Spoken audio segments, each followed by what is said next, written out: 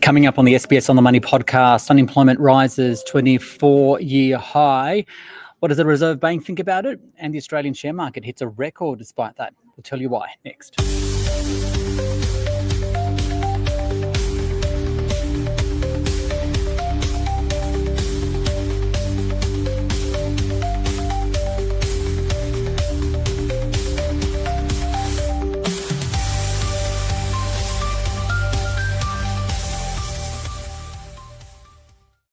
Hi everyone, welcome to the SBS On The Money podcast for this Thursday, the 16th of October 2025. It's a day where the Australian share market hit a record high, the S&P ASX 200 up by 0.8%. We'll have the details with Chris Brycki from Stockspot in a few moments.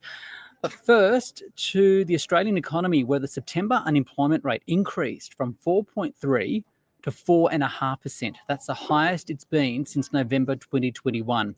While nearly 15,000 people found a job last month, there was also a rise in the participation rate. That's the proportion of people in work or actively looking for work, and within that, a rise in the number of people unemployed.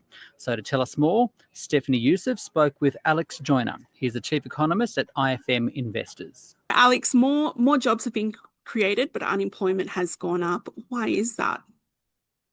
Yes, more jobs were created in September, but not enough jobs were created for the number of people that wanted them. We saw employment growth was around about 14,000, 15,000 people, but the participation rate stayed high, and that led to an increase in the unemployment rate to 4.5%, and that's the highest rate that we've seen since November 2021.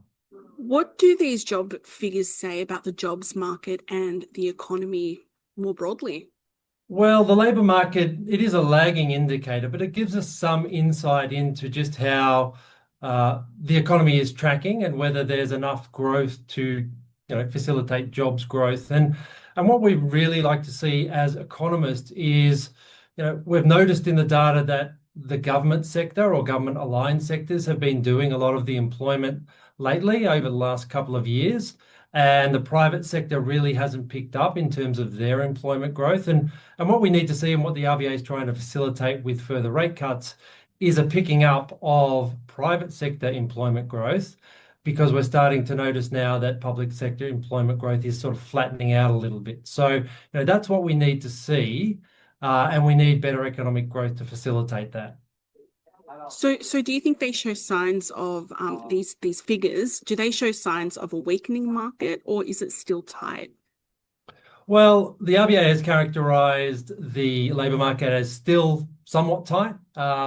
They may need to reassess that somewhat in light of these numbers. Now, monthly numbers are, as we know, volatile, but even on a quarterly average basis, the unemployment rate has ticked up above where the RBA thought it might be in its August statement on monetary policy, so when it does its forecast. So this increase in the unemployment rate has taken it a little bit by surprise, and that will have to feed into the board's thinking on where policy settings should be. How does the rise in unemployment align with recent data on increasing consumer spending and economic growth? Are we getting mixed signals from the economy? Yeah, a little bit. We've seen some green shoots, you might say, in the broader economy, in the activity indicators, and consumer sentiment has picked up a little bit, but then faded over the last couple of months. We saw some not too bad spending numbers in the last national accounts release, so it sort of gave us a little bit of hope that the consumer and household sector more broadly would start to sort of open their wallets and spend a little bit more, and usually that's good for the economy and then good for employment growth. But the rate of recovery is fairly measured. We're not seeing unambiguous signs of recovery. We're seeing tentative signs of recovery, and that's probably what's being reflected in the labour market. Youth unemployment is at 10.5%. What does this kind of suggest for broader trends? Yeah, often the youth unemployment rate level is sort of a forward indicator of unemployment more broadly, because younger people tend to be a little bit marginal to the labour market, for want of a better phrase. So, that increase that we're seeing in the youth unemployment rate is potentially going to be reflected in the broader numbers as they develop. And how do you think the RBA will feel about these figures? Yeah, these numbers put the RBA in a little bit of a bind because it is only 1 month, so the numbers are volatile. But as I said, on a quarterly basis, when you smooth this out a little bit and remove some of the noise, the unemployment rate is uncomfortably high for where the RBA expected it to be.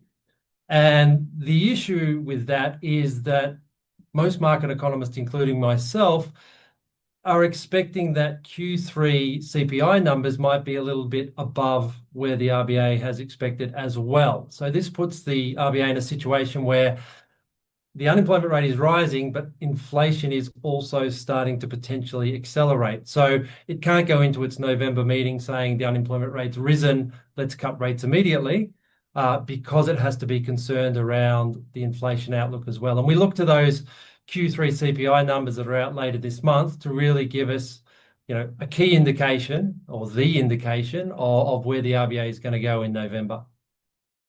That's Alex Joyner there from IFM Investors. And increased chances of a rate cut in November saw the Australian share market surge to a record high today. The S&P ASX 200 up 0.8% to 9,066. 9 of 11 sectors ended higher on the index. The best performing, unsurprisingly, property stocks, followed by healthcare. For more on the day's market action, I spoke with Chris Brycki from Stockspot. He's the CEO there. Up until today, the market was, very much on the fence about whether they'd cut rates. The RBA is basically torn at the moment between inflation, which is ticking up and starting to look a bit unhealthy again, whereas jobs are then coming off the boil. So we're starting to see this sort of stagflationary environment, which is one of the most difficult for them to deal with. The rate cut chances now have increased from about 40 to 60% over the last day. But unlike the Fed in the US, where they've really committed to focusing on jobs rather than inflation, the RBA hasn't given us that yet. It has helped the Australian share market, though, hit a record high intraday on the ASX 200. Overall, though, this is coming at a time where there's still trade disputes. We've got ongoing geopolitical issues, US rate uncertainty at points, and at the same time, that gold price surging to record prices. Why are we seeing this positive investor sentiment then? Well, I think the reason that gold's been rising and it's up 60% over the last year is actually quite similar to why Aussie shares are rising today, which is that in an environment where inflation is starting to go up, but interest rates are coming down, cash is not a good asset to own. And so people are looking for hard assets and shares to invest in to get some sort of growth and income. So there's a flight away from cash and Australian dollars into anything else, basically. Globally, the rally that we've seen has been pretty much pegged on AI and tech. Do you think a bubble is forming there? Look, there's been a lot of investment into that area for the last few years now. And, OpenAI is a great example. It's been receiving billions and billions of investment, as have some of the other competitors. Look, there is a lot of interest in the area. We've seen earnings really kind of match the growth at the moment. And companies like NVIDIA have continued to surprise on the upside. I think where we'd be a little bit worried about things playing out as a bubble, if earnings start to not look as healthy or start to slow, then you might be a bit worried that this is going to come to a head quickly. And finally, what are you telling your clients right now, and where do you see the opportunities for investors? Look, our advice is always to stay diversified, and now is a great example of that. You want to own some shares, some Aussie, global and emerging markets, some gold and some bonds, and there's going to be different environments where those assets do well or badly. As we just talked about, gold's been the superstar this year, but it may be another asset like Australian shares or emerging market shares that starts to take the lead now. That is Chris Brycki there from Stockspot, and he wraps up the podcast for this. What day is it today? It's Thursday. It's been a long week. If you do enjoy the podcast, give it a rating or review on Apple Podcasts and Spotify, and click subscribe. See you tomorrow. This SBS on the Money podcast is provided for informational purposes only and should not be understood as constituting advice or a recommendation. It is not personal advice and it does not consider your personal circumstances or objectives. You should contact a licensed professional before making any financial decision.